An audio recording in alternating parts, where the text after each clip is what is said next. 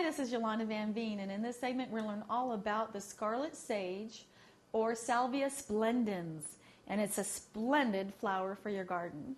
So salvia is actually in the mint family, so it's an herb. It's not even a true flower or perennial in that. So it grows just like any other herb and very bushy like a mint. So in the fall it dies back as soon as it starts getting cold out, and then it'll come back in the spring. So it's a pretty beautiful plant that's easy to grow.